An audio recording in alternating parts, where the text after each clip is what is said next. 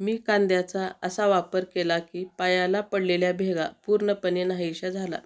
कारण 2 पावलंसुद्धा चालता येत नव्हतं. आता तुम्ही बघू शकता भेगा पूर्ण भरून आल्या आहेत. टाचा मऊ झालेल्या आहेत. पायदुखी, टाचदुखीसुद्धा थांबली आहे.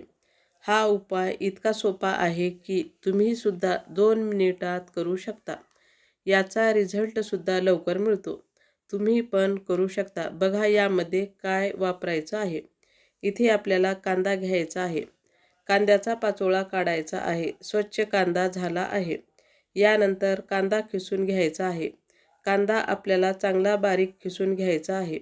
किसल्यानंतर वाटीत काढून घ्यायचा आहे आणि यामध्ये खूप जास्त रस आहे. कांद्याचा हा रस गाळणीने गाळायचा आहे. आपल्याला 2 ते 3 चमचे कांद्याचा रस लागणार आहे.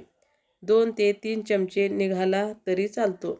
ज्या वाटीमध्ये आपण कांद्याचा रस गाळून घेतला आहे त्या वाटीमध्येच हे मिश्रण बनवायचे आहे. यासाठी आपल्याला लागेल कांद्याचा रस 2 ते 3 चमचे, अर्ध्या लिंबाचा रस साधारणपणे 1 चमचाभर. आपल्याला लिंबाचा रस लागेल. लिंबाचा रस कांद्याच्या रसामध्ये टाकून चांगलं मिक्स करायचं, फेटायचं. यानंतर आपल्याला इथे लागेल हळद 2 चिमूट. आपल्याला हळद लागेल. हळद टाकून चांगलं मिक्स करायचं. हळद आपल्याला टाचाला जे इन्फेक्शन झालेलं आहे ते भरून काढायला मदत करते. यामुळे हळद वापरायची आहे. यानंतर आपल्याला लागेल खायचा सोडा. खायचा सोडा आपल्याला 1 छोटा चमचा भरून घ्यायचा आहे आणि मिक्स करायचं. मिश्रण चांगलं फेटून घ्यायचं आहे आणि 2 मिनिट ठेवायचं आहे. यानंतर व्यवस्थित लिक्विड तयार होतं. यानंतर आपल्याला एका पातेल्यात कोमट पाणी घ्यायचं आहे. आपले दोन्ही पाय व्यवस्थित बसतील असं काहीही घेऊ शकता. आपल्याला कोमट पाण्यामध्ये टाकायचा आहे शॅम्पू. कोणताही शॅम्पू तुम्ही वापरू शकता. शॅम्पू पाण्यामध्ये चांगलं मिक्स करायचं. यानंतर आपल्याला 1 मोठा चमचा मीठ टाकायचं आहे. मीठ आणि शॅम्पू टाकून हे मिश्रण तयार झालेलं आहे.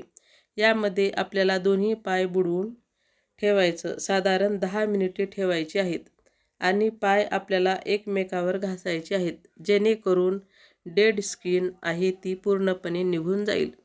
पायाच्या भेगामध्ये धूळ गेलेली असते तर एखादा स्क्रबर किंवा सॉफ्ट दात घासायचा ब्रश घेऊन त्याने देखील टाचा हळूवार घासायच्या.